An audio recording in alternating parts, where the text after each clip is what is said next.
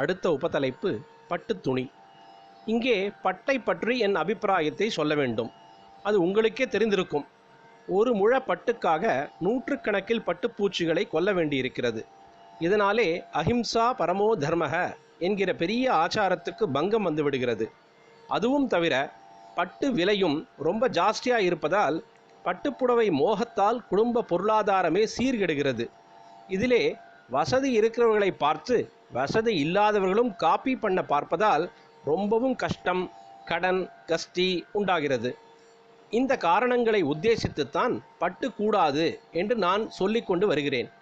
ரொம்பவும் அத்தியாவசியமானால் வெளியூரிலோ மழை காலத்தில் நாள் கணக்காக பெய்து கொண்டிருப்பதால் வஸ்திரம் காயாது என்பதாலோ மடிவஸ்திரம் எப்போதும் ரெடியாக இருந்தால் நல்லது என்றால் அப்போது அஹிம்சா பட்டு என்பதாக பூச்சியை கொல்லாமலே நெய்கிற பட்டு வஸ்திரங்களை உபயோகப்படுத்தலாம். வழக்கமான பட்டின் நைஸ் ஷைனிங் எல்லாம் அஹிம்சா பட்டுக்கு இல்லைதான் என்றாலும் ஜீவகாருண்யத்தை உத்தேசித்து இதைத்தான் உபயோகப்படுத்த வேண்டும். மீண்டும் புஸ்தகத்தை படித்த வண்ணம் தொடர்கிறார். அதிதிக்கு போடாமல் சாப்பிடக்கூடாது. வாசலில் நின்று கொண்டு தெருக்கோடி வரையில் யாராவது வெளி மனுஷர்கள் சாப்பாட்டுக்கு வருவார்களா என்று பார்த்துவிட்டுத்தான் போஜனம் பண்ண உட்கார வேண்டும். அதிதி, அபியாகதர் என்று இரண்டு வகை உண்டு. அதிதி என்பது நமக்கு தெரியாதவர், தானாகவே வந்தவர். அபியாகதர் தெரிந்தவர், நாம் கூப்பிட்டு வந்தவர். இரண்டு பேருக்கும் அன்னம் போட வேண்டும். இதிலே மனிதாபிமானமே ஆச்சாரமாக ஆகியிருக்கிறது. ஈகை இல்லாமல் இருப்பது நன்னெறிப்படி தப்பு என்பது மட்டுமல்ல, அது அனாச்சாரமும் கூட. கால் அலம்பி துடைத்து கொண்டுதான் படுத்து கொள்ள வேண்டும். கார்த்தாலே பல் தேய்த்து விட்டு இத்தனை தடவை கொப்பளிக்கணும், போஜனம் முடிந்த பின் இத்தனை தடவை கொப்பளிக்கணும் என்றெல்லாம் கணக்கு இருக்குது. இப்படி கொப்பளிப்பதே நம்முடைய தொண்டை, கழுத்து முதலிய கிளாண்டுகளின் சுரப்பு எழுந்தவுடனும் சாப்பிட்டவுடனும் ஆரோக்கிய ரீதியில் எப்படி இருந்தால் ஹிதமோ அப்படி இருப்பதற்கு உதவுகிறது என்று குறிப்பு போட்டிருக்கிறது. பல் தேய்க்காமல் பெட் காஃபி குடிப்பது அனாச்சாரத்துக்கு அனாச்சாரம், அனாரோக்கியத்துக்கு அனாரோக்கியமும் கூட. ஒரே எச்சில் பிரஷை பல நாளுக்கு வைத்து கொள்ளாமல் அன்றன்றும் ஒரு குச்சியால் தேய்த்துவிட்டு அதை போட்டுவிட வேண்டும். ஆலங்குச்சி, வேலங்குச்சி இதற்கு எடுத்தது என்பதால் தான் ஆலும் வேலும் பல்லுக்குருதி என்று சொல்கிறார்கள். இப்படியெல்லாம் நன்றாக பல் தேய்க்கணும், ஏப்பம் வரும் வரை கொப்பளிக்கணும் என்று போட்டிருக்கிற சாஸ்திரத்திலேயே ஸ்ராத்தம் முதலான தினங்களில் குச்சி போட்டு பல் தேய்க்காமல் வாயை குழப்பிக்கொண்டு கொஞ்சம் கொப்பளிப்பதோடு நிறுத்தி கொள்ள வேண்டும் என்றும் சொல்லியிருக்கிறது. ஆச்சாரம் என்றாலே சௌச்சம் என்று சொல்லிவிட்டு இதென்ன அசூச்சியாக இருக்கிறதே என்று நினைக்கக்கூடாது. ஸ்ராத்தத்தில் ஸ்நானம் மற்ற மடி சமாச்சாரங்களை ஏகமாக சொல்லியுள்ள அதே சாஸ்திரத்தில்தான் இப்படியும் சொல்லியிருக்கிறது என்பதாலேயே இதற்கு நமக்கு தெரியாத காரணம் இருக்க வேண்டும் என்று புரிந்து கொள்ள வேண்டும். நமக்கு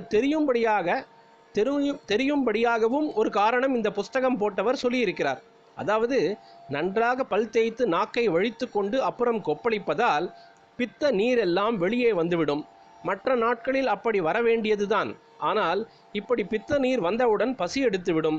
மற்ற தினங்களில் அப்போது பாலோ மோரோ கஞ்சியோ பானம் பண்ணி கொள்ளலாம். ஆனால் ஸ்ராத்த தினத்தில் ஒட்ட கிடக்க வேண்டும்.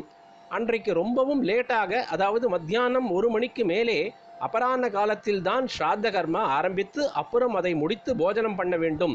ஆதலால் அதுவரை பசி எடுக்காமல் இருக்கவே பித்த ஜலமும் வெளியே போக வேண்டாம் என்று பல் தேய்க்கிறதை இப்படி ரிலாக்ஸ் செய்திருக்கிறது என்று எழுதியிருக்கிறார்.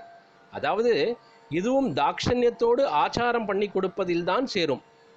மீண்டும் புஸ்தகத்தை புரட்டி, எந்தெந்த உறவுக்காரர்கள் செத்துப்போனால் எத்தனை நாள் அல்லது நாழி தீட்டு, செத்துப்போய் எத்தனையோ நாழி அல்லது நாள் கழித்துத்தான் தகவலே கிடைக்கிறது என்றால் அதுவரை தீட்டு காக்காதற்கு என்ன பிராயஷ்சித்தம் என்கிற ஆசௌச்ச விதிகளும், இதே மாதிரி குழந்தை பிறந்தால் இன்னின்ன பந்துக்களுக்கும் இத்தனை நாள் தீட்டு என்கிற சூத்தக விதிகளும் பக்கம் பக்கமாக போட்டிருக்கிறது.